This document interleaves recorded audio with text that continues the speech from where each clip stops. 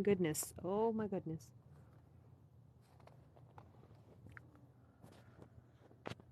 Hi.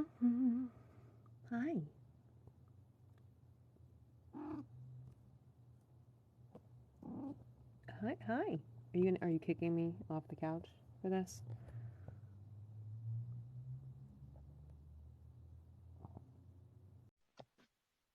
Allie, are you staying off for this still?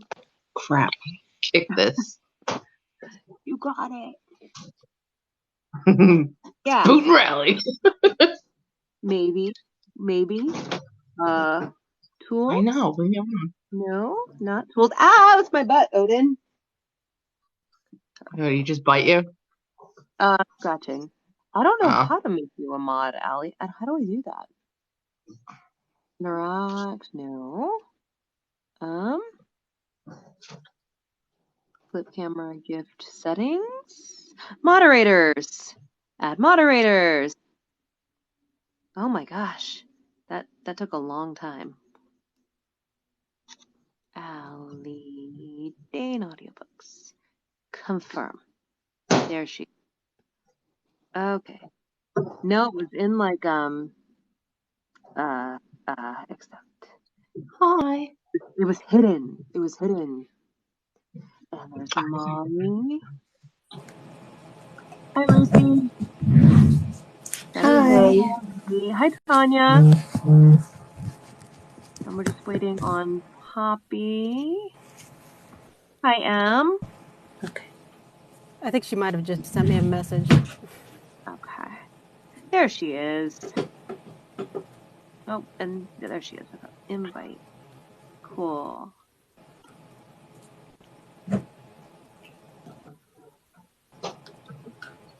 All right, we are without DJ tonight, sadly. She had a family emergency come up, so. Grace? It is the five of us. Hi, Poppy. Okay. Welcome, All right. welcome. Can everybody hear me okay? Yep. I can hear you. Okay. It's my first time trying to use these headphones. Awesome. All right, so Allie's in the comments. Like I said, we're out without DJ tonight, and she's super unhappy about that because she's like, "But Poppy's my friend." But hopefully she can get on later, but she's not sure if she's going to or not. So Probably welding it together. Can you guys hear the banging around from my mics? I don't know. No. Who it is. Someone says there's a fan. Somebody has a fan in the background. It could be my children, to be fair. I mean, I'm going to be honest. I hear children's voices. I just know they're not mine. It's too articulate to be mine. Yeah, I don't have any, so I know they're not mine. Valkyrie, would you lay down, please? Go sit my foot. Thank you. Is it Jen has a child in the form of a Belgian Malinois? Yeah, crazy one. He's going to boot camp in like 3 weeks. That girl. All right, well, welcome, Poppy. Welcome, Molly. We're so excited to talk to you all tonight. I guess we'll start with Poppy and like the age-old hateful question. Tell us about yourself. It's a terrible question. Hi, I'm Poppy. I write dark and kinky white cheese romance. I never know how to answer this question, right? Like, talk about me, talk about my books, like my one book. How did you get started writing? I was in an accident and I broke my leg in 4 places.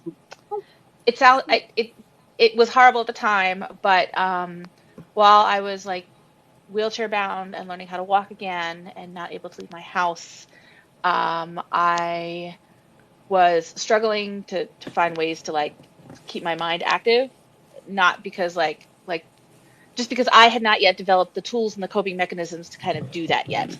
And so I did NaNoWriMo in 2021, and I wrote like a terrible, terrible story that will never see the light of day ever.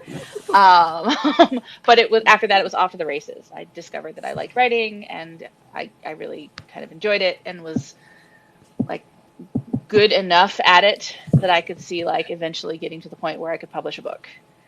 Cool. And that's it. And so I'm a lot more mobile now, but I kept writing. Yes. Glad you're mobile now and that you kept writing. That's Yeah. cool.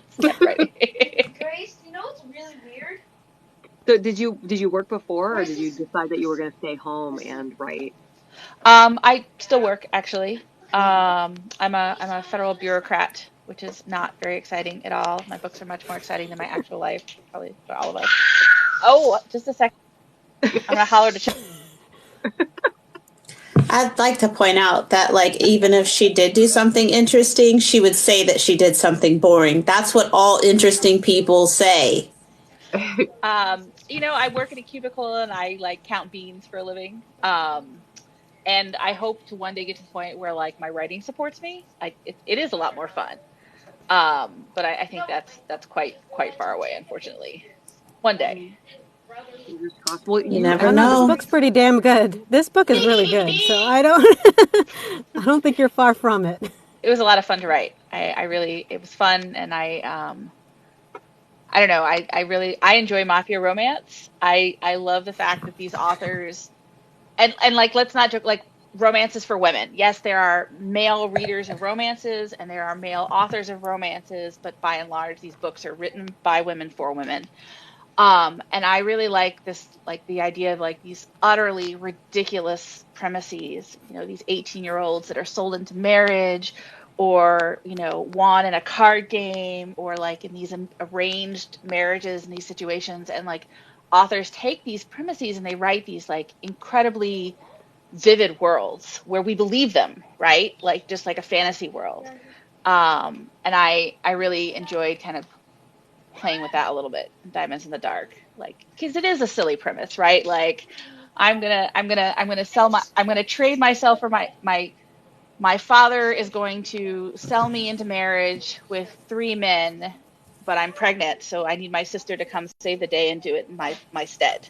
Like that's really silly when you say it like that, right? But a lot of these stories are like that, and one of the reasons I really like the genre is because like you can explore some of these ideas and like make them come to life in a very believable and kind of fun way. So did you choose to write mafia romance because you enjoyed reading that? Yeah, a little bit. I had like I wrote some, again, like a terrible fantasy novel that will never see the light of day. Maybe one day I'll revise it. I don't know. But yeah, I was reading a lot. I was reading a lot of Lilith Vincent, and I'd read Den of Vipers, and I'd read a couple others where I really enjoyed them, and I was like, but what if the main female character was like an adult? And when I say an adult, I don't mean like an 18-year-old, but like a woman with a job and means and like the ability to fight back a little bit in a way that like an 18-year-old really can't, or even like somebody fresh out of college really can't. They don't necessarily have the life experience. And what might kind of some of these same sort of stories look like with somebody who's got a little I don't want to say like because all these female characters, like, they have gumption, right? They're all strong women who do eventually kind of like find their strength and their worth. But what if they were starting from a place where they had a little bit of resources to push back, and what might that look like? Well, I mean, I think that makes a lot of sense when I reflect on like who I feel I am now, and then I think about me when I was 18. Like I was, there were still some intrinsic qualities about myself that were still there, but also now I care a lot less about other people's opinions. And I also have like that fortitude that comes from having experienced and overcome some shit, whereas like I was still confident when I was 18, but I didn't have that where I could be like, no, I've overcome this and I've done this and I've done this. This is not going to beat me. Right. Right. And I was confident at 18, but I was a dumbass. Right? Were we I was an all? overconfident dumbass at 18. I feel like that's where I was too. But we knew everything. We knew everything. I did, but I was really stupid about it too. Have any of you seen the Winx saga? It's on Netflix. Mm-mm. I No, watched sorry. the Well, the first chapter. FMC. Go Okay, ahead. the FMC of that show is she's like that. She's an overconfident, overpowered dumbass. Sorry, so she kills No, me. She kills me. Like I watch the show to criticize her. I'm like, up and there she goes, off to do it by herself again, not asking for no help. right? Just like, What no, is you just have people around working? you who I don't care even about you. remember. What was that, Jen? Okay, I also I wanted said to I was point out just that Jen is working at frozen. 18. I was just working. Yeah, I can't Jen's frozen remember. for me I too. didn't get in trouble. Okay, Yeah. all right. Jen, you want to try turning off your camera and turning it back on because you're frozen? Although you're frozen in a really good position. You're smiling and waving versus making some like weird in between Sorry. face. But Can you still hear I me? just, I could yeah, speak yeah, we could yeah. totally hear you. I just Yeah. didn't want to ignore the frozen screen in the room. Well, and the clock app is weird because I had one that just went, somebody got Am I invited back on, and now? it just was like a dark box the whole time, and I had no idea the person was even on. Is it still Okay. frozen? You're Yeah, frozen for no, I me, see it. but Oh, okay. oh, okay. I guess you're not frozen for other people, so it's Oh, fine. No, I okay. see you It's all fine. right. All right, don't cater to my needs. It's fine. Hey, I tried. Yeah. We're together, Ruthie. She's still frozen for me too, but it's all good. So do you have? So I noticed in this book, Diamond in the Dark, the three Bro. white shoes men. I don't know the male main characters, Sure. heroes, anti-heroes. They're Irish. So do you have Irish in you? Do you? I do. I do, but I wanted to set up this universe where there's I love this idea that there's like these organized crime families that are like entirely based on like nationality. And so I set up the city that is in my imagination relatively diverse. No, Allie, I was too. I mean, So this first one is Irish, and then the sequel is going to be Italian and Russian, and then I have dreams of like one day having enough competence of an author as an author, but also maybe finding a co-writer to like tackle like the Chinese American experience. Because I mean, like I have Chinese American and Nigerian American characters, but I also think that those are challenging to tackle, and I want to make sure I get that right. Um, but yeah, so first one Irish, next one Italian. We'll see after that. Cool. I started it yet, but I haven't finished it yet. So, but I was intrigued from the first page. If I got a call from my sister like that, I don't know what I would do. So, I don't Yeah, I know don't know. That's a toughie. would I sell myself to three Irish gangsters for a sister? I'm not sure I mean, either. You know, they're described have- as really cute and rich, so I'm like, also Irish. Like I'll hear three guys talk in an Irish accent to me and be like, oh, It depends. Yeah, see, Salem and I are on the vibe because I'm like, how much do I like this sister? Like, is this the dynamic where I've always raised, like, rescued her and saved her? We just have this bond, or maybe she rescued me back in the day, and I feel like I owe her. Like, I don't know what the dynamic is. Where I might be like, that's a you problem. Yeah. I'm thinking it's a you problem, honestly. it's so messed up. I would need to analyze. I need to analyze Is these it Started men. though? getting along. So I say that knowing that I'm not that close to my sisters. So I'd be like, I can send you money. That's it. I'm doing nothing else. I'll send you money. I'll help you find. I'll play stupid. That's But as far as it goes. but I like to pretend that fictional me in a book would actually do the right thing. Okay, if it was like three Irish demon mafia people, like You need that paranormal element in Going there. darker. I do. Like, I'm like, does one of them have tentacles? Like, Ooh, but that's a good idea for the next one, though. A merman. All of a sudden, the Bratva guy just has like, he's just got tentacles. What? A oh my paper goodness, cutter. yeah, like, I'm all about it. A magic eggplant, right? Magic Like I'm gonna need some serious convincing, and I think a magic eggplant would definitely go far. Right. Would go far in getting me on board with Right? this plan. Well, Allie had a then point. Do we want to do an excerpt while we have more viewers on, or do we want to wait until later? No, I think it would be good, and like we could do some, and Take then 1 through 11 if you'd like. I could ask you. good lord, you actually take notes. Yeah, This is try to why, be like, fair. there are narrators. That's my cat. Yeah, there. Oh, you left. That was Aries. Hey, kitty. Yeah, there are narrators that do the Welcome, Calamity highlighting thing. Allie does the highlighting thing. Allie's like prepped manuscripts are like I look at them and I'm like that would be nice on one hand, and then on the other hand, it also causes me severe anxiety because it's very busy. I get overstimulated from the visual busyness of it because of all the colors, and I'm like, colors. Yeah. I think Macy also does that too. I was looking at one of her things and it was all highlighted. She has different colors for different dialogue. I was like, dude, I only work on one book at a time. I can't get lost. Paige, how many colors do you use? Oh Lord. Well, I always use the same color for like the main characters. Mm-hmm. But if they aren't recurring, I just pick a random different color to do something in. But like the main character is like always like purple, and the main male character, well, if I'm voicing the main male character, is like green, and then like the best friend is orange, and then everyone else is kind of like whatever shade of whatever I happen to, just in case there's a big conversation Right. that like you can keep Yeah. track of who's doing what. But yeah. I will put the letter of their name in front of the dialogue because I have some authors that do a lot of like back and forth, or there might be multiple people in a conversation without like the dialogue tags. So we'll add the letters for the name at the start of that usually. And then like tags like whispering or scared or trembling, Yeah. because you say it all confidently and then get to the end of it and be like, he trembled, and you're like, god damn it, that wasn't a tremble.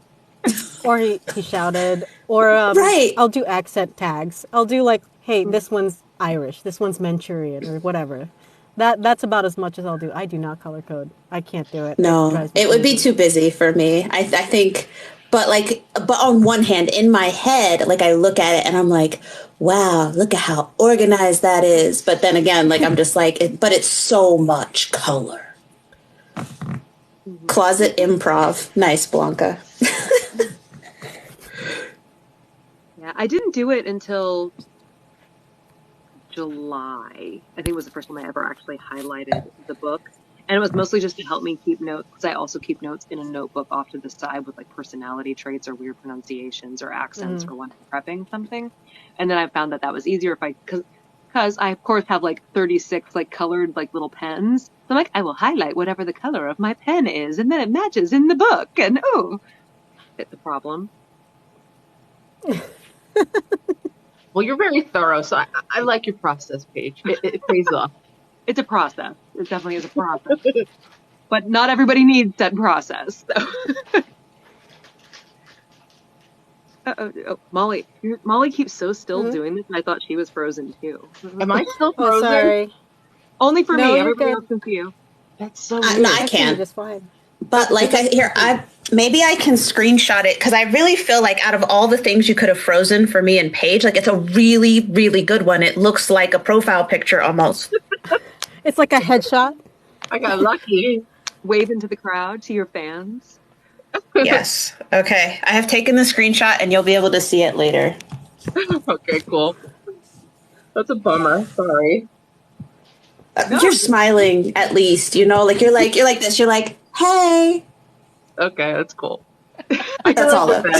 You aren't doing your normal. No, it's gonna be on YouTube too. Just me, just stuck the whole time. We'll see. I don't know how it will record it, because it could be going on in the background. I don't know. It's fine. All right, so we have an excerpt. Yes, it's a longish excerpt though. Is there a way to break it up into two, so we could do one like now and one like a little later, or is it too connected, do you think? It's all one scene, but we can still do that. Let's see. I'm trying to think. There's a pretty good place to stop it about halfway. Yeah, like can you give us a cliffhanger? Ooh, yeah. Yeah. We love a cliffhanger. Then people will right? figure And out then who the other that's like a it's like a perfect intro. It's like a demo intro for Molly. It's like I can't. But I don't have my pen. I can't write. It's a screen. Um, yeah, no, I'll just have to remember to stop because there's a part where it goes from like I don't know situation centric, and then it illustrates the female character, which is what we care about, right? Because we're mostly chicks. Hi, Marcus. So that's a good place to I'm stop. sure Marcus has a fabulous Fenton voice. He does actually. He does. He's a pretty good voice. Macy. All right. So this excerpt is actually from the guy's perspective. And it kind of, I don't know, Poppy, you can jump in at any point, but it highlights the kind of situation that they find themselves in. Yeah. Sound just changed, sorry. All right. All right. And this is from, so there's three guys. There's Cormac, Rian, and Liam. So this is from Rian's perspective. So I have been narrating all day, so my voice might be a little odd as I try to do the guy thing. All right. You're perfect. Aw. The three women in the room could not have been more different. Patty Russo, the matriarch, was slim and elegant, a perfect picture of a mafia wife.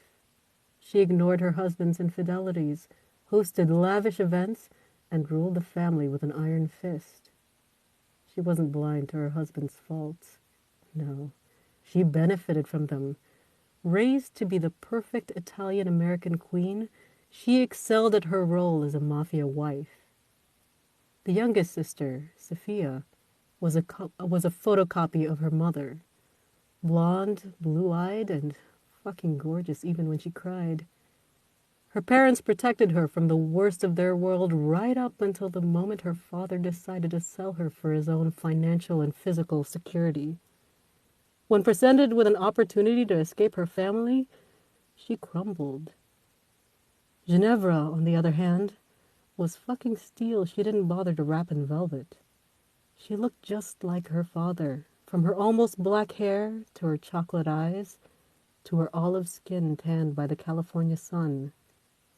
Their eyes were the same too, strangely blank, emotion banked and hidden behind calculating cunning. I couldn't get a read on her. Cormac eyed her like a predator, itching to snatch up a juicy morsel and devour it. Although he was pissed about the younger sister, I could see the possibilities turning in his head. "We'll take the older sister. Same terms," Liam said, catching the attention of the entire room. Easy for others to forget that behind that carefree attitude, Liam hid a sharp mind. Ginevra's eyes widened for a fraction of a second before she carefully turned her face blank once again. In that moment, I saw her fear, her fury, and what I hoped was a hint of heated desire. She let us stew in silence while her younger sister sniveled on her shoulder. Neither of her parents said anything, apparently willing to let her take the hit for their mistakes. When she squared her shoulders, I couldn't stop my eyes from tracing down the V-neck of her amethyst-colored shirt over the soft curves of her breasts. "I'll do it," she agreed, her words barely a whisper. She didn't look at her father, but I caught the grim pride in his eyes before his own mask slammed down over his face. In our months of doing business together, I'd never seen him look at Luca or Sophia like that. "I'll do it," she repeated with more confidence. "But I have my own terms." I leaned back in my chair, taking back control of the conversation. "I don't think you get to dictate anything, Princess. Your father fucking owes us, since the Russo he promised us got herself knocked up." Ginevra ignored me, while she glared at her father, fury transforming her face. And then that's where I'm stopping. Well done. Well done. You're muted, Ruthie. That was so cool. Yeah, I was following instructions. awesome. I love that the Irish and his little charm. Oh, yeah. Yeah, he's the only one that has an Irish accent, so he's obviously my favorite. Oh, see, that wasn't in there. If you told me only one of the three Irish guys had an accent, I'd be like, oh no, you're on your own then. No, pass. Oh, I'm not Yeah, selling. exactly. Only if all three of them. It's a 3 for 1. No, yeah. No, I like Liam. He's my favorite. But that's probably because I'm messed up in the head because he's the darkest of the three. I mean, I we love a morally charcoal character. No, so it's not just he's morally charcoal. They're all kind of charcoal. He's the most violent of the three, which again tells you that I'm probably a little weird in the head. He's the most physically violent. And I was like, yeah, it's kind of hot. Yeah. Also, why I like I mafia don't know. romances, though.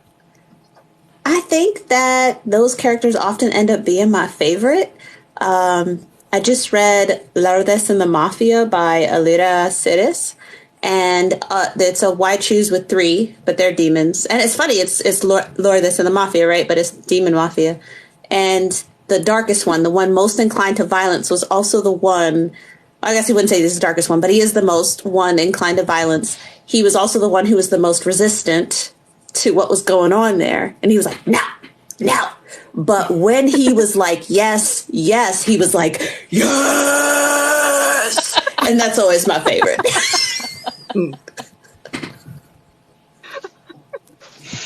But there's something kind of hot about the whole, like, I don't know, just maybe because like physical violence is such like a Right. bad thing that we're just like, but what's that really like? So, I think But it's not for my, her, it's my right? It's suspension. Yeah, right. I This think it's idea my that like suspension he's of disbelief. Yeah. yeah. Yeah. Because it's like he's unrealistically violent. It works in this world, but in a real, Yeah, like, I yeah. wouldn't like this person. So I think that's what it Right. is. Yeah, and he's passionate. I think Blanca is saying that the passion pulls us like moths. Yeah, he seems really passionate to me. So I'm like, yeah, he's the least controlled of the guys, as opposed to the perspective that I was reading. He's like, to me, he's a funny guy. He's the kind of guy that makes really great funny commentary on the world around him, which is great to have a perspective of that. But Liam, it's like, it's harder to get into his head. And I'm like, oh, he's a difficult guy. Need to have him. We had a question from Salem Cross that says, when reading a spicy scene, do you have to do several takes because you end up giggling or gasping in horror? So, no, I have to take a break usually because the words can get repetitive because there's only so many words for, another V word. But there's only so many metaphors that work out. So sometimes I have to stop because especially if they have to use it multiple times in a page, you have to make the word sound different every time you say it. Otherwise, it's a real record scratch. So that's why I have to stop because I have to be like, maybe instead of emphasizing the first vowel or the first consonant, I have to try emphasizing the later part of the word, that kind of stuff. Just anything to make so that it doesn't stand out. But the gasping and all of that stuff, well, yeah. As soon as I figured out that the word gasped, if you end it with a T instead of a D, it doesn't like mess your mouth so much. I was like, yeah, okay, I can do this. Mm-hmm. And then Allie wanted to know, do you like reading dark and scary the most? I do and I don't. So like the thriller that you're listening to that I did, I really enjoy that one. Problem is it touches really close to home because I was like, he's talking about like living in Washington D.C., going to all of these federal buildings. I was like, I work there. Like this is not fun for me. And then he's talking about like an Audi going through all of these streets that I used to live on. And I was like, which is nice that it's familiar. But if I want to suspend my disbelief and really get into a nice character that is borderline unrealistic, then dark mafia or dark anything is kind of where I end up going. And that's my recreational read if I want something completely unrelated to my real life. As opposed to like military stuff or like lawyers and stuff like that. It's like I'm surrounded by those people. But mafia, no experience on that whatsoever. MC, no experience on that whatsoever. So that's why I liked it. Gasps is my So you, nemesis. It used to be mine too. it still is. I had she grasped the clasp of the purse as the first line in like a chapter, and I was like, I hate you for this. It's horrible. And It's of course, the horrible. beginning of a chapter is always rough. Right. It was the starting of a recording session. It was just a horrible way to start off the whole grasped the clasp. But you said that so you were from military. So how did you become a narrator then? We were retiring. Oh, I was separating because I had a baby, but he was retiring, so we were that all of that was coming to an end at the same time. He knew what he wanted to do with his adult life, right? He was going to grow up out in the military and figure out what he wanted to do with his life, and he knew what he wanted to do, and he had worked towards it. And then he was like, "Well, what do you want to do?" And I was like, "Shit, I don't fucking know."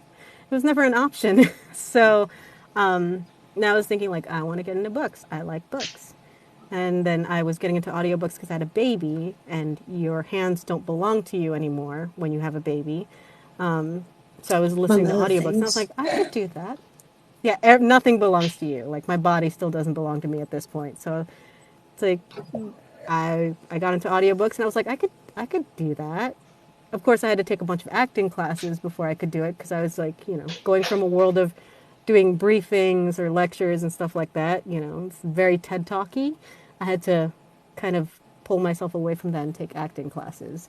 But yeah, I get to read books, and I get to read the books that I like instead of in school where it's like General McChrystal's, you know, lessons about leadership. And I was like, that's fucking boring.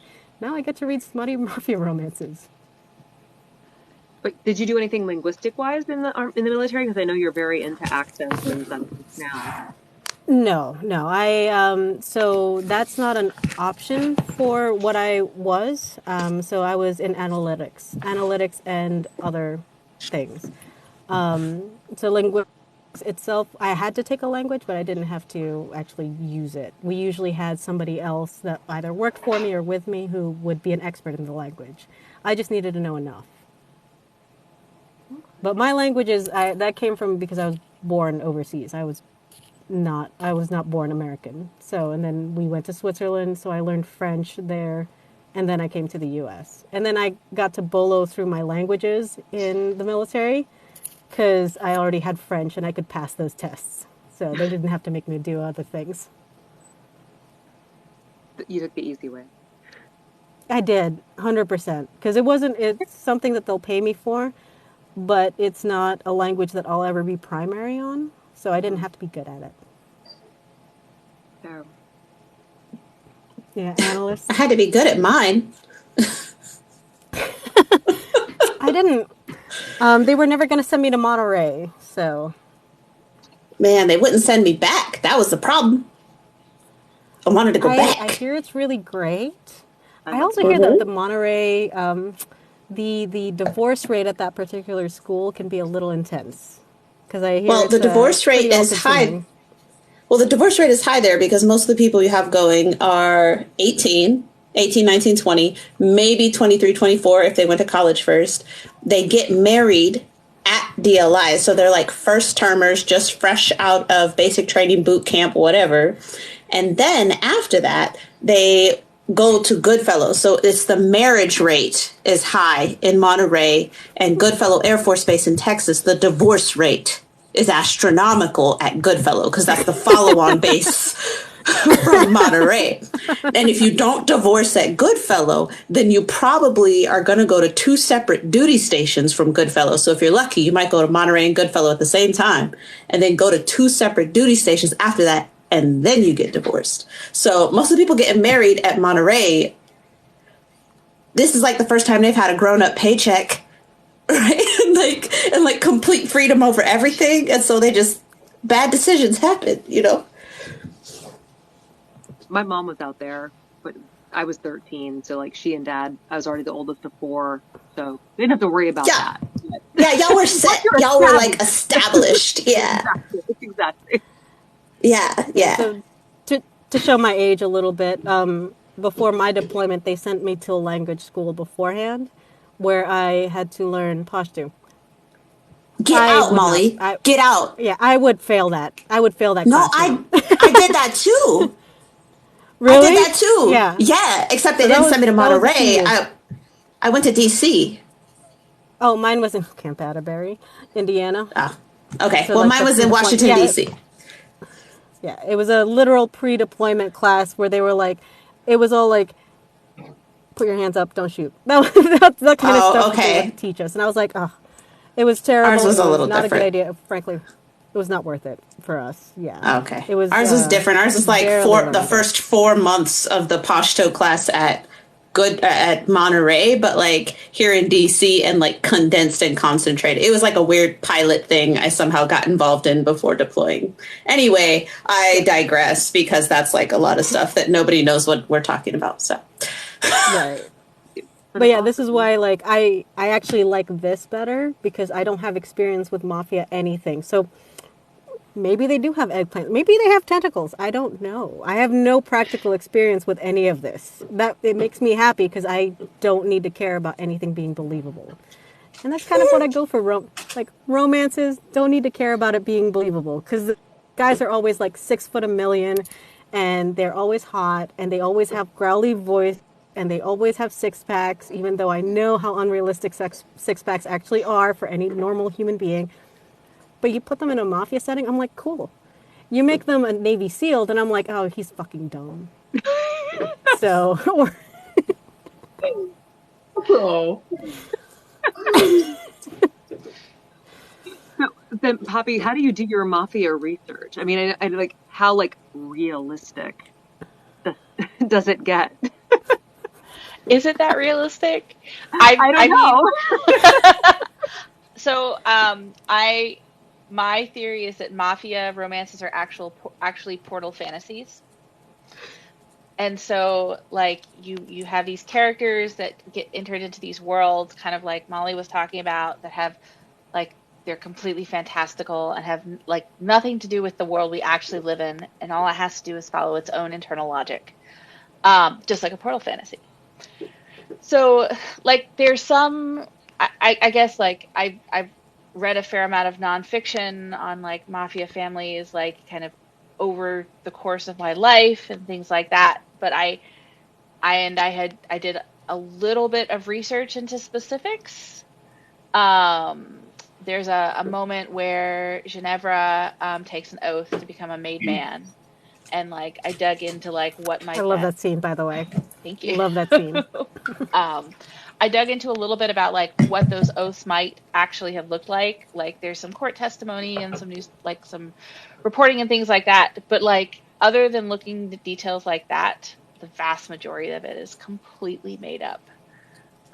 No, like that's not how anything works in real life. Like this isn't how organized crime works in real life. Like Okay, it is a dark and dirty and horrible thing. I will interject that you get the relationships right. And this is why I like stray away from white shoes. Because a lot of white shoes that I've started to read and then ended up DNFing was because the guys were so hetero that, and they had no relationship with one another, they only had a relationship with a woman, that I was like, it's borderline homophobic. Right. And also, if we reverse the genders, right? And it was a man trying to talk women into a group thing or like a threesome or something, we would find it really ick. And that's kind of something that I have issues with the why choose. In your book, though, all three of the guys already have a very well established relationship. They like each other. They care about each other. I don't know if we'd call it romantic, but they're definitely a married couple, all throuple, married throuple, all three of them, because they all serve each other's needs in some way, and they all have a purpose within the group. And their fixation on the woman is that she's a new one, and I actually really like that because that's an element of realism within a relationship that actually doesn't make me cringe. So I was really happy to read that in your book. Thank you. I like why choose because I feel like they're also when they're written well, they're also like a found family trope. They're, like in a regular a straight MF or even, like an MM or an FF story, like you end up with a couple, but in Why Choose, you end up with an entire family right there that isn't necessarily based on a happy ending of marriage and children, which is not the happy ending that everybody wants, right? Like it's wonderful to have when it happens, but it's also nice to have romances that maybe don't always end that way. Agreed. Jen, you have some mafia experience, and you started reading Poppy's book, right? What do you have to say about it? Actually, I didn't get to yet. I'm so sorry. No, I that's didn't fine. get to read Poppy's book yet. But if you need to do Why? research, Poppy, Jen's a good person to reach out to. Oh, okay. What do you mean by that, Paige? My mafia stuff. Nothing. I didn't say nothing. Okay. Oh wait, I think I've seen this in Alive. I remember this is story in Alive, kind of, Oh, sort of, no. right? No? That was because of my Am I husband, confusing wasn't people? it? Yes, he has an amazing voice, by the way. Like that, Doesn't that just he? everything, that voice, that accent. I was like, whoo, hello. Yeah. Well, unfortunately, our mafia experience is gosh, are there statute of limitations with this stuff? Honestly, I will I don't say know what I the can way say he about that. delivered that story, the way he delivered that story was just so even and so like nonchalant. I was like, whoa. Yeah, it was true too. Yeah. Um, I tend to like to study like Prohibition era, like authentic, Italian mafia history. I'm Italian. We kind of all go through that, mafia phase as Italian children. Uh, but it ain't what it used to be. No. I can say that much. Probably a Yeah. good thing. I plan to write a mafia romance, but again, it would be set in Prohibition era, probably more true to life than, the Portal fantasy Right. type mafia stuff. But that's just me. Not Sounds nothing. amazing. But I that's think, way yeah, I down think the that would be road. interesting. It's Boardwalk Yeah, Empire. I think that'll be a really fun read. Yeah. Yeah. But Poppy, you said that this is the first one, but your website says it's a standalone. So the second one that's coming, because this is Diamond in the Dark. What's the next Yes. one called? What's going on in that one? The next one is called Lies Like Rubies, and they are interconnected standalones. And this one is about the sister who got knocked up. Um, Ah, yeah, that's she really deserves her own interesting. story. So it picks up 4 years later as she's about to graduate college, um, and her kind of finding her place in this world as an independent woman and her relationship with her family, and of course the men she meets along the way. Um, and I'm actually revising that right now. It's Ooh. You said first method. men. I'm sorry. I kind of You hope said terrible men. things happen to the Plural? guy, though. Um, yes, the villain is the. I don't think it's a spoiler to say the villain is the dad. Um, Okay, good, because I really very wanted bad things to happen to him. he's a Like terrible human being. I know, right? I'm sorry, but there was a point where like Liam was at the end of the book, and I was like, do terrible things to this guy, do Yeah, awful, heinous, terrible things to this guy. I and got really Please. invested in your book. I'm glad. Yes, it's amazing. It's what she wanted. Right? It's what every author wants is for people to read their Yeah, books and be invested. But get no, invested. yeah, fall in love with those characters. But book two will hopefully come out in April, and then book three will come out sometime after that. I haven't written it yet, but they're all interconnected standalones, and my fervent hope is that you can pick one up and read it without having read the rest. We'll see how that actually works in real life. And is Lies Like Rubies also going to be a Why Choose? Yes, they will all be why choose. All right. It's going to be a really polyamorous set of siblings. Okay. Very cool. Do we want to continue with that theme? Yes. I do have a Yes, question. because we've already real quick, given it Paige. away. Paige, is Molly frozen for you too? Yes, she is. Uh-oh. Okay. Oh, It's okay, no! Molly. Okay. It's fine. You're smiling. Yeah, You look it looks great. Oh, great. good. You got lucky too, Another Molly. There. another profile picture type of freeze for Paige Yes. and I just wanted to check. Now I'm just waiting for Poppy to go down, but it's No, it's like fine. this is some weird like game where suddenly just everyone freezes into their avatar, and it's I But don't is know. It Jen does. is Jen still frozen? Jen's still Jen is frozen. still frozen, and you have joined her It's in catching. among the ranks of frozen. Yeah. And I have screenshotted it for y'all's reference later. Just so you know, so you don't have to wonder, do I look ridiculous? You don't. Y'all look great. Thanks. No, It this is doesn't matter. great. I have a mask. It looks have a great mask. with It's the fine. mask. Yeah, The no, mask looks great, period. It's just Ruthie and I who have the problem, apparently. Everybody else Right, seems yeah, to be that's just why I fine. asked Paige. Y'all in the chat, y'all in that chat chiming in. I didn't ask y'all because I already know y'all are privileged. All right. And Paige and I are not. So Jen and Molly could be making horrible faces at us, and we will never ever know. Never know. Oh. I would never. But I'm ready. Give me the rest. I need to hear what she's got. She was already mad. Right, you said spoiler, but I want to hear Right. you. All right. Give me 1 second. Here I am. She never ignored me while she glared at her father, fury transforming her face. Sophia goes to college. Oh, she wanted her pound of flesh from her father, too. And you make me capo. Luca remains your heir, but I'm your new right-hand man. Antonio raised his hands, about to protest, but she cut him off. I made my bones when I was 16 years old, Papa. Did you forget? She snarled. I looked at this fierce woman with new respect as she haggled with her father. She'd killed a man for her family at 16 and then walked away from it years later. Why? She turned toward the three of us. We don't get married. Instead, we sign legal documents making us a polycule, naming each other as next of kin with all the same rights as spouses, and an airtight prenup that keeps your dirty fucking hands off my company. I raised my eyebrows in surprise. That wasn't nearly as difficult a negotiation as I expected.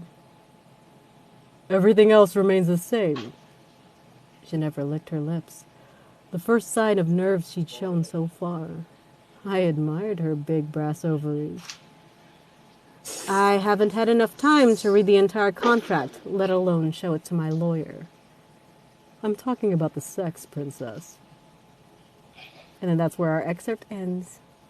As it should, as it should. Now I So need to go know read the about this book. next agreement. Right. Yeah, it's on Kindle female, Unlimited, if anybody's wondering. It's on Kindle Unlimited. So this female main character is, if you like strong female characters that are also capable of violence, this one is really good. We love a strong It's like, female I character. love my secretly fury enraged, wonderful, violent female characters. Like, I like it when it's not so secret, too. Yeah, she just came out with that. She's like, no, remember when I was 16? Right. Right. yeah, no. And if you have female rage inside you, you're going to understand why she did that.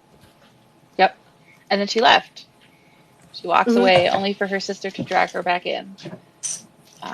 But she also makes herself a multi-million-dollar company first. Yeah, so I mean, she's got a good position of strength, all things considered. Considering. I keep kicking this thing. Yeah. Sorry. Yeah, honestly, her only weaknesses seem to be her sister. Like, damn it, sister. It is called Diamonds in the Dark, Reggie, by Poppy Jacobson. Diamond or diamonds? Diamond. Just one. Diamond. Singular diamond. Plural men, singular diamond. Yes. Okay, I have a question for Poppy. And I think probably maybe the authors watching would be interested. But I see that your book has 306 ratings. Yes. That is super impressive, I think, because it published on August 19th of this year. Right? So, how?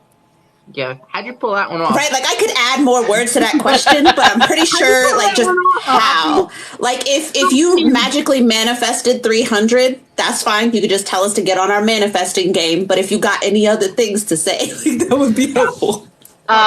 It's not just that. Her BSR is amazing. I Like, her know. BSR is like, I have I gave out ARCs like candy. So I advertised for ARCs and I had 250 people sign up. And then I gave out 200, like 200 of those people like followed all the steps to like actually get signed up and join the Facebook group. And I sent those out. And Rebecca Wraith, who's actually in the chat, talked to me a lot about this, about her first book. And she was like, I just give them out to everybody, like get them in as many hands as possible. And I took that advice. And so for like every single Facebook party and every opportunity I had, I gave those books away. And then I just ended up really, really lucky with this fantastic ARC team that like on day one or day -7, because I published the paperback first, right? Because then you can get those reviews before your ebook publishes. They really came through for me in a way that just like blew me away. And I feel like with a lot of this stuff, it's momentum just as much as anything else. Like it's once you get the ball rolling, it kind of goes on its own. And I think I got really lucky with this group of ARC readers that read it and thank goodness liked it, and then were willing to like take the time to do that review that first week. And that sort of kicked things off. it's also, I think you're That's also awesome. underselling your writing. Your writing's really good. I think you. you're kind of underselling it a bit. No, I mean, like, Well, of course, yeah, I didn't. but like, Yeah, that wasn't what I was trying. I wasn't trying to imply anything about that. No. It's just because I know plenty of authors who books that I've read who are like, man, I am like struggling to get reviews, right? And I'm like, but I love it. But I love it though. Like, so I'm like, why? Why are you, but so I have a background also in marketing. So I understand like some of it is like being prepared, but also being in position to be in the right place at the right time. So I do have a follow-on question though. Yeah. As a result of that. Okay, so before you started like even announcing or talking about the book, had you done much marketing, or not even marketing, but like relationship building in the book community? Like what did that look like before you even mentioned to people like, hey, I've got a book? Like was it with the book and everything just kind of like skyrocketed, or was there some build up to that and then you did a book? I've seen a lot of different ways, obviously, to success watching people on book talk. So I'm just curious. I think a little bit of both. So Poppy Jacobson is a pen name. Aren't they all? Right? Man, y'all be picking some good names. But I think that's Like, you guys think my name is Molly? Right? It could have been. I did. Right? Right up until you said that. only big then Molly. now I think it might be a different name. Like, It's like, I'm Asian, guys. Nobody names their kid Molly in the Asian community. You could have been adopted. I knew a Molly Caligera at Virginia Tech, and she was adopted Korean. Really? well, there you go. There you go. Okay. There you go. In your eye. Yeah, like, It's like, this is totally my dog's name. We do, Allie. We all have the same first real name. Right. All of us. You, I'm sorry. Every single person. But to answer your question, Ruthie, I think a little bit of both, a little bit of relationship building, and then an awful lot of promo, kind of 8 weeks, like when I opened up the pre-order and I had a cover and a blurb, and then that was kind of off to the races about 8 weeks before the book released. But I also think covers and blurbs are like the most underrated marketing tool people have. like a really Oh yeah. fantastic blurb or cover that stands out on Amazon and Book Talk and wherever else. And just like when you look at it, you can clearly identify like the Yep. genre and things like that. I think it is maybe like the best marketing tool that anybody has. And And then your having book it, cover is exactly what I want. I have the woman who designed it is her name is Stella Nova, and she does Stella Creations, and she's an amazing designer. She's just a fantastic cover designer. Her stuff is beautiful. She's actually already done the whole rest of the trilogy because like just she's fantastic. I think that's probably was actually one of the most helpful things. Like nailing that kind of passive marketing, the stuff you don't have to think about is really helps the rest, I think. I can't take credit for it. I didn't design my own cover, but she did a great job. No, it's a fantastic cover. No, it's a really good choice because it's exactly it, it. It looks a lot like JT Geisinger. She has the similar kinds of covers. Ella Sheridan has similar kinds of covers. It's like it's exact when I'm looking for a dark-ish suspenseful romance. That's exactly the cover I would expect. So, yeah, and as someone who still does royalty shares, like I've been really successful with royalty shares, I 100% will judge a book by its cover because I know it's not going to sell if it's a bad cover. And that's a part of my decision Facts. process. True fact. What? No, I said facts. Sorry, I said facts. Oh yeah. Like, all the facts, 100 facts, a Yeah. million facts. Yeah. So along with looking at your BSR and all of these other things, I look at the cover because if it's not something that's going to pull me as a huge dark romance reader, it's not going to pull other clients, other customers, other readers. I know it's really sad but true. Like the cover really does matter. Yeah. Yeah. You've said Yeah. BSR a couple of times. What does that mean? I'm still a very new author, still Bestsellers rank. learning. Okay, thank you. It's your bestsellers rank. So Okay. when I'm doing a royalty share calculation, like a lot of people want to do royalty shares because they don't have $2,000 or $3,000 to spend on a narrator. The way I choose my royalty shares is based on the reviews, the number of reviews, which you far exceed my standard, my threshold, Right. and your BSR, which fluctuates a lot day to day. But the BSR lets me know how many you have sold in the last 24-hour period that Amazon is counting. Right. So if your not hard copy, I'm sorry, your Kindle copy is doing like one a day, is selling about one a day, I can usually guess that your audiobook is going to sell about one every other day or one a day as well. So somewhere in like a 75% kind of conversion rate. So like a lot of people who can't afford a narrator, they maybe only sell like 3 or 4 copies in a month. That's not going to work for me because it's not going to eventually pay me. But if someone is selling like one book a day on average or more, then I'm going to get my money's worth out of that book, and I'll do royalty share for that. So that's why I keep mentioning BSR because like the number one thing that I look at, and plus of course the ratings. I mean, right now things are kind of messed up because of the holidays, right? Because everybody's looking for the holiday sales, but like in January, mid to late January, the BSR becomes really important. Yep, Okay. BSR reviews. Yep. Yeah. Yeah, I Yeah, I read absolutely will read first. stuff on KU. Yeah, I'll read first to Because know. I'm a romance reader. I am a huge romance reader. I'm a huge romance audiobook fanatic. I have like 500 on my Audible. So I assume that if I would listen to it, if I would listen to this book, that other people would listen to it as well. Mm-hmm. Yeah, numbers. It's analytics, Yeah. man. Yeah. Analysts are all like spreadsheets. Right.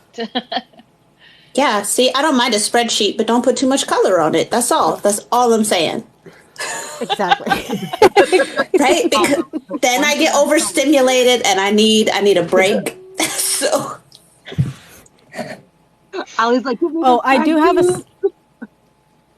I do have a spreadsheet to calculate how many possibly, but it's on average. So again, holidays are kind of messed up. So the months that I have found to be kind of like weirded out is November, December because of the holidays, and August. I don't know why August. I haven't figured that out. My analytical brain has not figured out why August sucks. So That's Last weird. minute 'Cause I vacations, killed maybe? it in August. I don't know. I unalived No it. idea. Sorry, TikTok. I Maybe did it's good like in last August. minute vacations before school No starts idea. again. I've tried to look at additional factors. I cannot find anything reliable. It's just August just seems to be like a down sale for books, and I don't know why. Like it's a bad day to release. It's a bad month to release. I don't know why. I just have these numbers, and I'm like, why does this work? Oh yeah, a lot of schools do start in What August. the Like hell? Yeah. my brothers live in my family lives in South Carolina, and school starts down there in like August, like mid-August. I think this year started closer to the beginning of August. But here in Maryland, where I live, we usually start after Labor Day. Except this year when they started the week before Labor Day, and I didn't know until the night before. Like, so I'm looking like crazy as hell. Like the kids woke up that Monday and I was like, hey, you're going to school. Congratulations. But anyway, that's obviously closer to So September. But yeah, a lot of schools do start in August. That's true. So just kind of like, Back to school. because I'm reading the comments, right? It seems like if everybody is correct, right, then it's mothers and parents that are spending money on audiobooks, which makes sense. That's why I started spending money It on audiobooks, does. which also tells me that it's mostly women. And if I'm looking at mostly women, it doesn't make sense to me that romance audio trails behind thrillers and horror when it leads on literally every other aspect of the publishing industry. So I think that might be because you're more likely to get indie authors in the romance field. But once audio becomes more accessible to indie, I think that indie audiobooks are actually going to take over from thrillers. Because the one thriller that I have, is doing better than every other book that I've ever done. And I think that's not going to stay that way because moms, parents, single parents, people that do not have the ability to sit in a chair and read books are the ones consuming audiobooks. So just throwing that out there. I think that in the romance field, audiobooks are going to catch up. And it's, something to consider for the authors that are in the chat. I think the So APA just released that sci-fi fantasy because they put them together is still #1 and is like always #1. And Right. that while mystery thriller And is then, too, romance actually grew more and is now very, very close to right. mystery thriller. It's a very close #3, but the margin by which it grew was like greater than the way the other categories grew. Yeah, and I think that's going to, as indie authors realize that they can do this without a publisher and that indie authors can do this without the markup of a publisher. Because, and this is the thing that kind of drives me crazy, and I love some of the really, really experienced people that I have coached under. They didn't have to deal with what we have to deal with. They don't have to edit their own shit. And that's like a thing that kind of bothers me. They don't have to, create their own demos like we do. But because we can do that, it kind of like I don't want to say it takes down the price, but it does mean that an indie author can go directly to a narrator and be like, hey, can you do all of this without a publishing company, without the markup of a publishing company that has way more employees underneath it? So, like, this is why I also encourage narrators to consider creating your own DBA or LLC at the very least. Create your own publishing company because you're doing the exact same work as a publishing company. Because you're so hiring your own proofers, you're hiring your own editors, you're hiring your own people already, which is what a publishing company does. Interesting. So that we had that experience, I had that experience where I stitched Paige's video about the $13,000 audiobook. And this is actually in addition to Reggie's point, because she's wondering if it's because a lot of indie romances are shorter. That TikTok, I don't know if you saw it, Molly, ended up on the wrong side. It ended up on casual or like trad pub audiobook listener TikTok instead of indie audiobook listener TikTok. And I had to comment like 5,000 times that I was talking about indie books specifically, not trad pub. Agreed. And I never want to see those trad pub author names ever again in my life, right? But I think what we're looking at too is like not just as audio becomes more accessible, but as more readers, maybe because of, you know, communities like what we have here on TikTok, more readers realize that audiobooks would be something that they would enjoy, period. And you find those people here who are willing to be like, yeah, I'll spend my Audible credit on a book that's 8 hours long or 10 hours long, or hell, even 4 hours long or whatever. And they're okay with it. But then you've got those people who are like, who have been, I guess, maybe longer audiobook listeners who've been doing it for a while, who are like, I'm not spending my credit on anything that's less than 20 hours. But that's just not feasible for an indie author to do. No, it's not. And I think there's, and it's a little bit on us as well as narrators who run our own businesses. We need to be open to experimenting outside of the kind of tried and true avenues, right? And there's a lot of exciting things happening within the business. So we don't have to go through ACX to get the books out there. We just That's maybe true. need an author that is willing to experiment with us. And, you know, most of you guys that have had maybe like one author you started with who is willing to kind of experiment with you and grow with you, they might be willing to maybe consider other avenues that might end up more profitable. I don't think that going the podcasting route is necessarily more profitable because it's just the numbers don't make sense to me. But there are other places where it might be good to put an audiobook there in the professional manner that we are all accustomed to. But you have to be willing to try it. The author needs to be willing to try it, and they might not be because it's their living.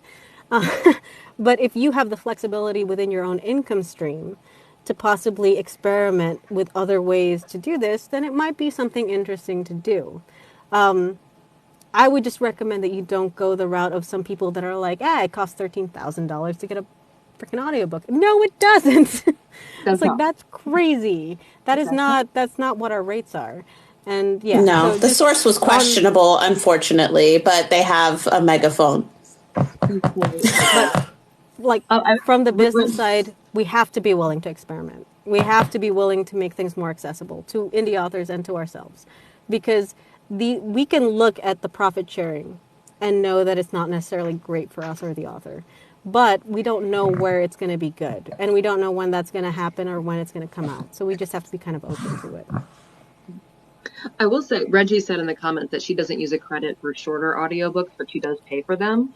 I am the same way, especially if I know that the books I'm buying are indie, because when you use a credit on Audible, the author, you only get half price for whatever that book costs. A credit is half price, which means you're getting a royalty on half price. Whereas if I pay for it and, you know, it's not on sale or whatever, then you're at least getting the royalty on what I paid for it.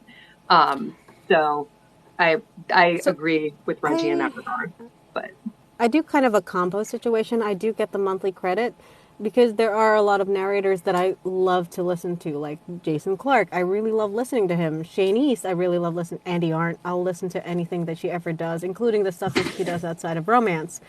And of course, these are also like Andy Arndt is a person that I seek coaching from because she's really smart on the business. Mm-hmm. But I will also pay for stuff with indie authors. Largely because, one, I want to encourage indie authors, and that tends to be better for them on their little, at the end of the day, thing. And I want to encourage the right people. I'll put my money on the right people. But the credit still kind of makes sense for me, because if I want a Troy Duran book, the credit makes sense. I will use the credit for publishing or things like, again, bigger houses or whatever. I'm just saying I just don't generally use them for indie books. Yeah. I don't hate big publishers. I will work with publishers and stuff like that. It's a part of the industry. I just think that it's a developing industry. Yeah. So, yeah. Right. I think it's fair to treat the two as different. You know, there are very clear markers as to why they would be different, and I don't think that there's any problem with that. Let's see. Just as a Frozen character update, Poppy went down some time Frozen. ago. Oh Yep. It's just me and Paige now. Yep. So It's that's a it. standoff now. No, but I will say I am excited about the industry. I am excited about doing indie narration. Me too. I also love, and I think you guys know this, like, it's really nice when you get to read somebody's book and then you get to email them, like, is this what you intended with your book? Are these the characters you intended? Is this what you meant? Is this the voice that you saw?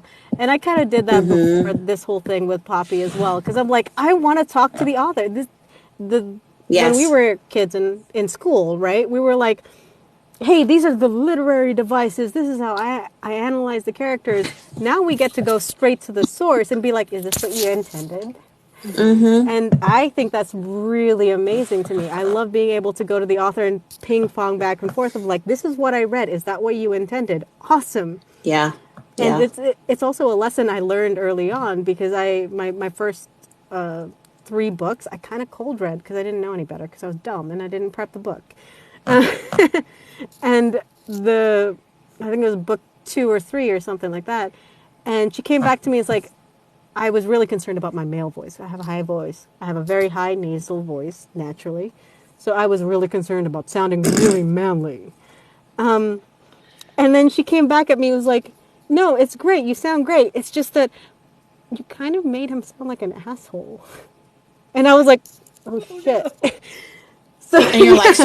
And so he's not, is what you're saying. And the thing is, I kind of knew that. Had it been an audition, I would have flunked that audition so hard, right? But it was nice that I was working with an indie narrator or indie author that was like, that's not what I meant, and can you try again? So that I Yeah. really love working directly with the author because that's why Me we too. like books. We like the authors. So Well, and it's also, Yeah. nice to have that and not have the publisher in the middle. right. And if we're taking, I don't know what they're taking, if we're being paid with the money that is one for their baby and two their income, then I want to make sure that they're getting they're getting what they Oh yeah. want and what they're paying for versus being like, well, I threw money out into the ether and I got this thing back. And I mean, okay, Oh yeah. you know, and also the relationship, the friendships like built outside of it are just wonderful. Oh yeah. And like you Yeah. read this book, Diamond in the Dark, and I'm like, I want to know the mind that came up with that because it's fucking awesome. Like 3 guys, they're all interconnected. They're all really well put together, and I'm like, this is a really great white cheese. And I don't like white cheese as a general rule because of the whole like hetero thing. But I was like, these guys are kind of awesome together. I really like them as like I want to know about these 3 guys. They were super fun to write. In the Poppyverse, everybody's by default, which makes a lot of these things a lot easier. The Yeah. Poppyverse, I love it. Is that the Yeah. name of Yeah. the I book? have. So I narrated Rowan's Tentacles and Teeth book, and I'm pretty sure she So also. good. Yeah. I'm And I'm sorry, it was pretty a sure great. that Yeah. Right? I agree. It was great. I agree. But it was funny because she and I had already talked, like we had spoken before her book came out, and she's like, "So read it. Let me know what you think." And so as I'm reading it, this is one of the few books where I'm reading it, and I'm like, "You want me to say what,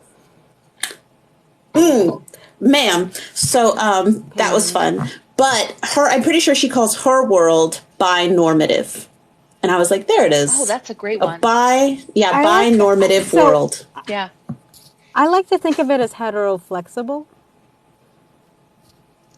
So that I heard that phrase like 10 years ago and I was like, yeah, okay. This is like pre-repealing of the don't ask, don't tell. I was like, yeah, that sounds about right for most people. Mm. Gosh, that was such a big deal. I was just glad that it got repealed, man. It was just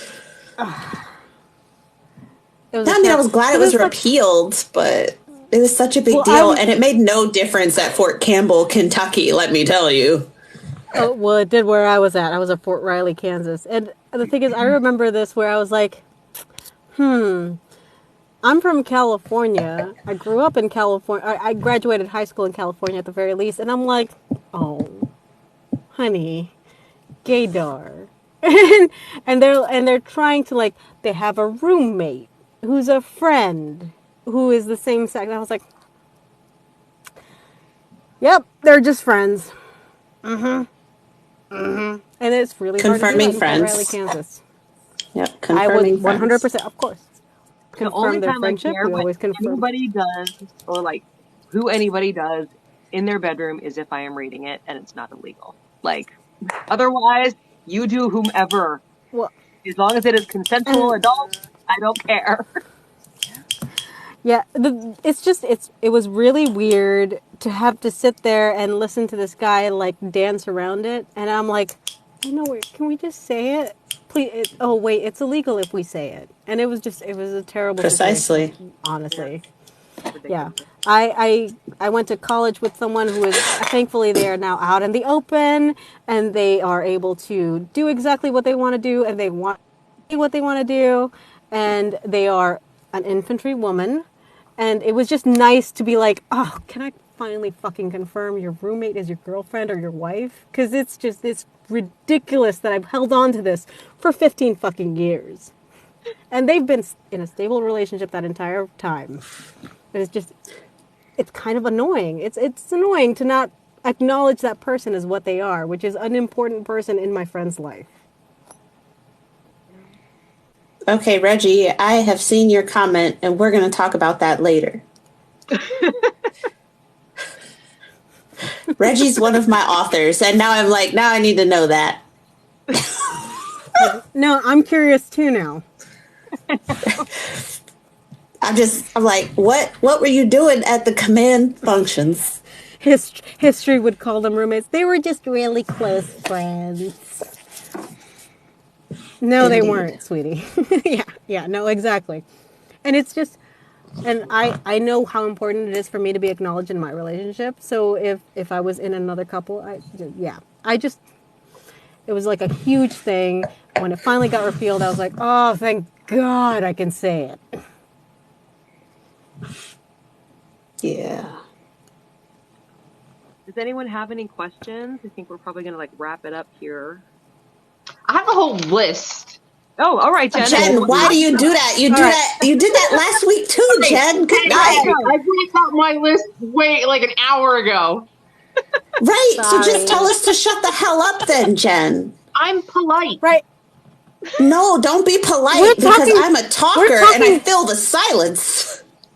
Yeah, we're talking about don't ask, don't tell. Come on now. This is the second time, and I heard your paper over there, Jen. I can't see your paper, right? But I heard your paper over there again. Just, man, I wish I could see you, but next time, just crinkle the paper. That'll be the signal. I'm gonna get real rude up in here real soon. Good. All right. I want to see that Italian mafia come out. I'm curious. When you write, what comes first, the plot or the characters? The characters. Every story I write starts with like a vibe and an idea for a scene. And then 100,000 words later, and an awful lot of tears. A story. You're like, well, that escalated. It's like you beat the shit out of NaNoWriMo. Yeah, really. I wish I could.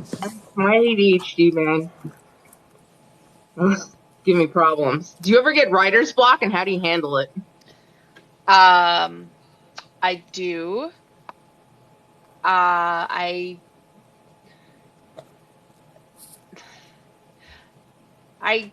write really terrible drivel until it gets to a point where I can like move on. There's not a good answer, right? Like my personal feel style. Like you're.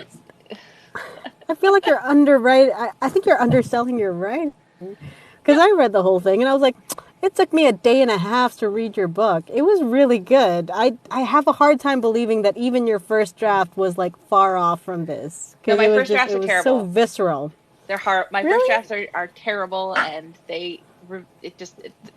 but I can revise them, right? But what I write through the writer's block. Like no matter what, I write 1,000 words a day, come hell or high water. It doesn't matter what's going on in my life. I get up in the morning and I write 1,000 words. And sometimes they're awesome and they're amazing. And like today, woke up, and 1,000 words I wrote, I think are really fantastic.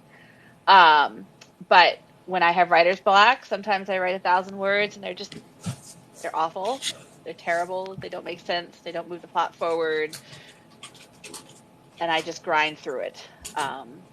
I'm I'm sure there are much more experienced art writers with much better ways of getting through writer's block. But that's the way I deal with it. You Rebecca just says that you click through. your first drafts are not that bad, and I'm really inclined to agree with her on this because I feel like your book was really visceral, so I don't Thank you. think that it could have been that different from your first. Well, I'm sure maybe like editing wise, sure, but I feel like your draft is probably not as bad as you think it is. I struggle with plot a lot more than I struggle with characters. Like characters come out fine, smut comes out fine, plot wanders in a million directions until I'm able to Yeah, well, like we're in the corral. romance field. The plot is secondary to the actual emotional relationship between the people. I hate to say it, but that's really what it is. The difference between us and like mystery or thriller is romance is the one place where it's about characters and relationships, as opposed to, you know, thrillers where the plot is more important than the actual people that are in it. No, I agree.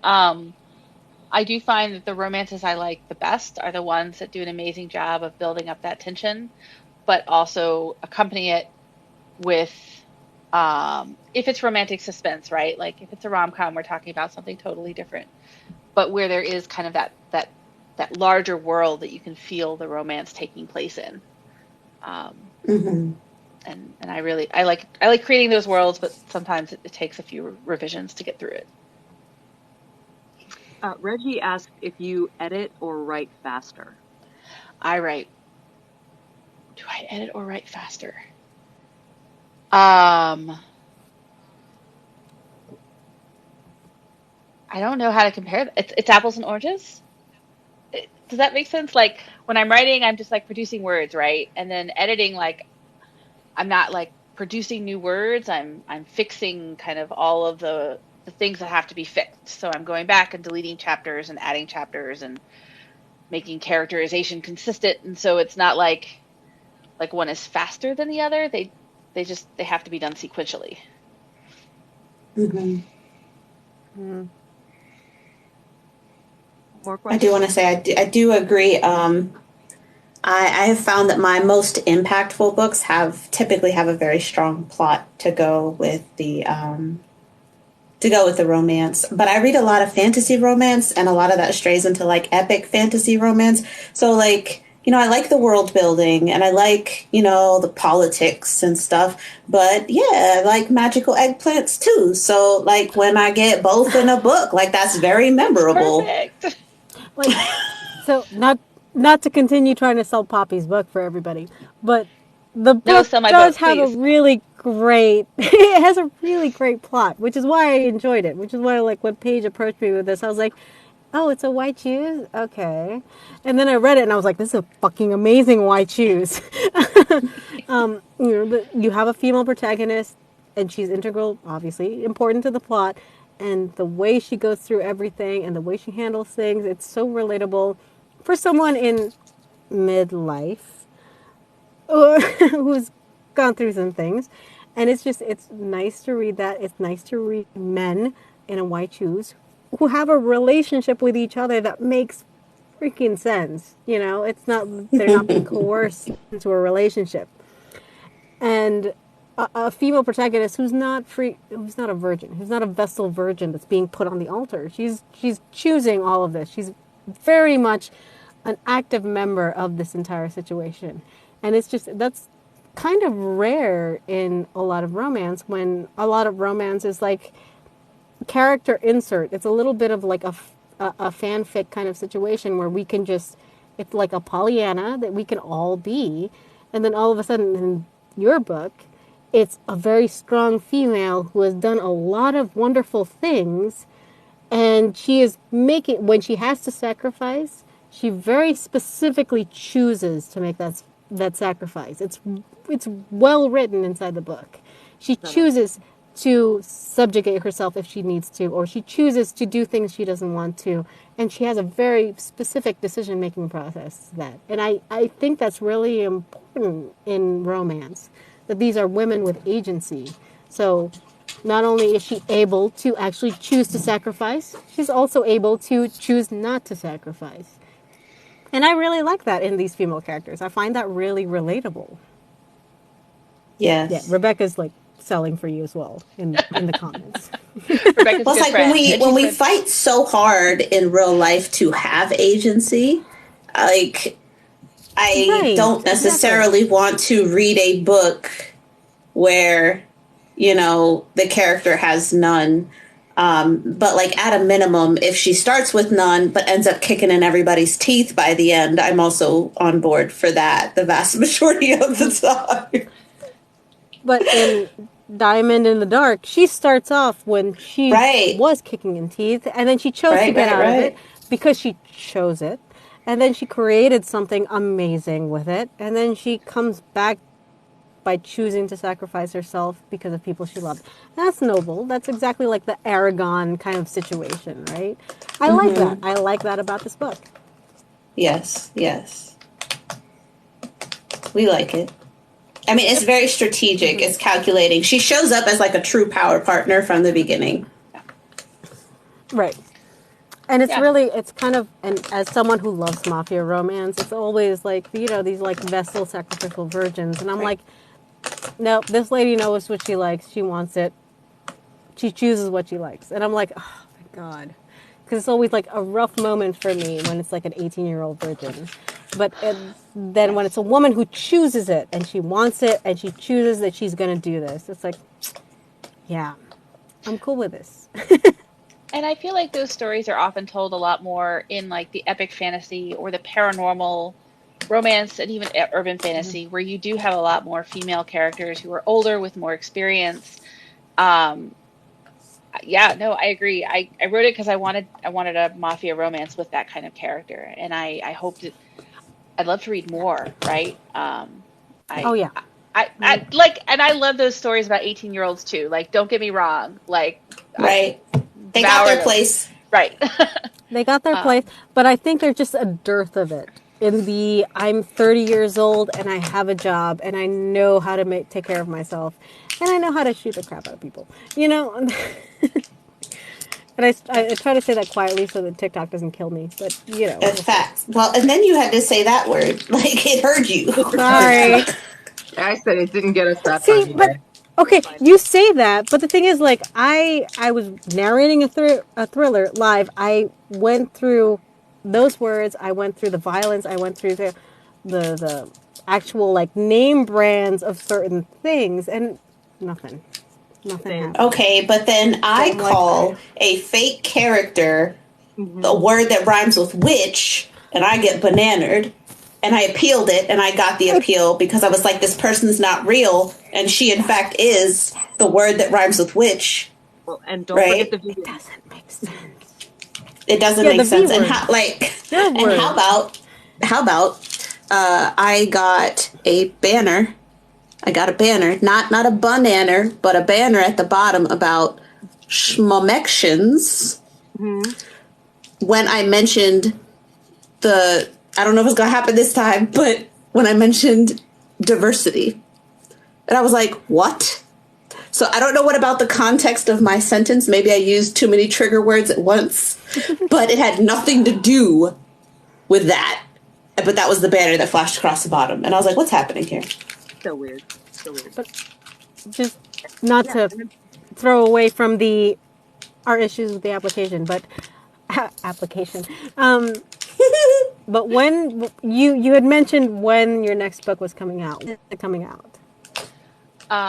I hope April, assuming that I can get these very extensive plot revisions done over the next month or so.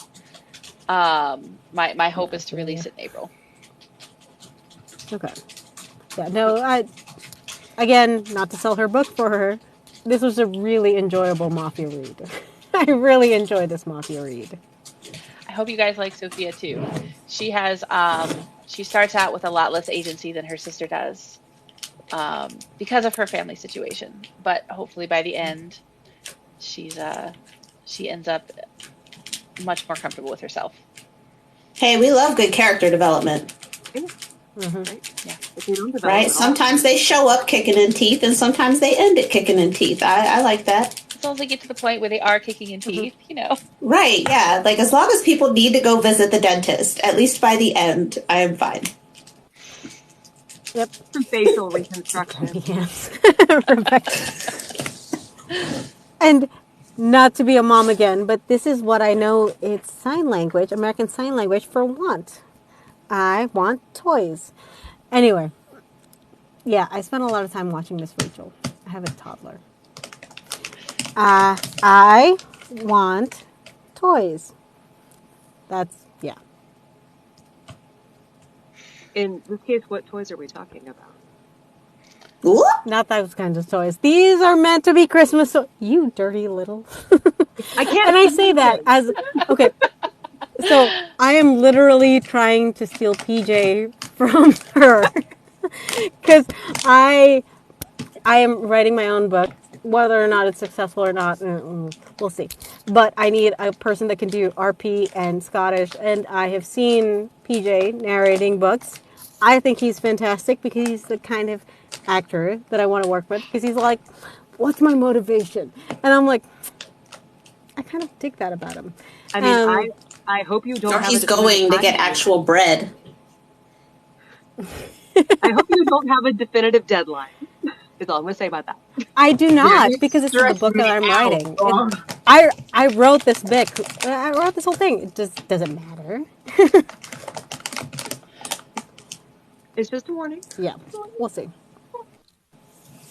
And I still don't have a Filipino narrator. I haven't found a single Filipino narrator, which drives me crazy. I found a lot of Filipinas, but I'm like, yeah, well, I'm doing that part because it's free. I work for free for myself. So I'm trying to find a Filipino narrator who will do another male part. And then I need a guy who does RP and Scots. So I'm like, why is this so hard? It's tough, for real. It's tough to find us. And then you try to get more specific, and it's like, No. And just for those of you that might know, in the future, I am looking for someone who is Middle Eastern, female type, to play a doctor in one of my books, in my next book. So, yeah. Again, these things are weird to try and find in a narrator. And I don't want to compromise on it. I don't want to compromise and be like, well, I can do that accent. It's like, I don't want to do that. yeah, I think, since you have time on your side, I think that you will find. I think that's one of the big things is trying to find the person can be difficult. And then you add in the fact that people are trying to complete a project by a certain time. And then they don't have as much time to be, as patient with the search. So. Yeah, and I don't have to be because I wrote it. So. Right, you got time. All right. Any more questions? Or are we going to wrap it up? I'll rest. You'll rest. We're going to lead with Jen next I time. was going to say, next week, Jen starts with her paper. Yes. Right? Yes, we're going to start with Jen so that way she doesn't have to compromise on her politeness. I feel like once that comes out of the box, it's never going back in. Excellent. Well, thank you guys so much for having me. Yeah, thank you for coming on, Poppy. Thanks for coming on. Oh, I do have one more question. I'm sorry. okay. You're in Virginia. I am. Are you in Northern Central? Virginia. You're in Northern Virginia. Okay. Yes. I'm in RVA. Wait, does that mean DC? I'm sorry? Does that mean DC? It's almost DC. I can throw a rock into the river. Ooh. So I used to live in Shirlington. Oh, okay. Okay. I live in Arlington, with Shirlington. Oh, but that's where I got With married. more specifics, I'm not going to be like, this is my neighborhood. It's 3 blocks long. That's fine. I got We would married stop there. you. Oh, wow. I'm in Okay. Richmond, and Ruthie and Allie are both in Maryland, but on the other side of DC. Okay. Yes. I grew up in Central Maryland. I'm in Central Maryland myself, so I just Oh, and followed you. So yes, Allie's Allie's also in in like, Maryland. yeah, she's like south of me. I think Allie, we're like an hour and a half apart or something. Yeah, Allie is south of that. But I'm in Central Maryland too. So, Okay. or I don't want to say two. I'm the one who's in Central Maryland now. Okay. Okay. Very cool. Yeah, the DMV is, I don't know, it's a neat area to live in. But it's also very cool to be like, I ah, you agree. guys are so close. Right? Which is like Yeah. book, like will I see you at a book convention? Like where if you're worried to be at a book convention, would it be on the East Coast? Would it be on the West Coast? That kind of thing. That's why I like to ask where like people are. Right. So Got it. the We vicinity, should all be going to book conventions. truth. Yes, Eastern Kentucky, Stephen. We do. All right, friends. I know all of us are tired. Thank you all so much for tuning in. This is Poppy Jacobson, whose book Diamond in the Dark is out on Kindle Unlimited, and you can also, I think it's $2.49 for the ebook if you want to just buy it. And Molly Briar, who reads romance horror thrillers. I'm listening to one of her books right now, and it is wonderful. And I hope you'll join us next week. We have Lara sorry, in the comments. And we're trying to get mbella83 to 1,000 followers. So if you are not following Maciel, go do it now, please. I don't want to make 400 accounts to get her there, but I will. And her content is really good. Her content is really, really good. Yes, and all of us have made videos recently. So if you're like, who is that? Like, go to the video where it's like, go follow this person because that's the person we're talking about. And share it, repost it, do all the things because we know that like app likes to suppress BIPOC voices. So let's not let it. Yeah. So yeah. Indeed. All right. Have a wonderful weekend, everybody. It was wonderful to talk to you all. Good night. Night. Mwah. Thank you again.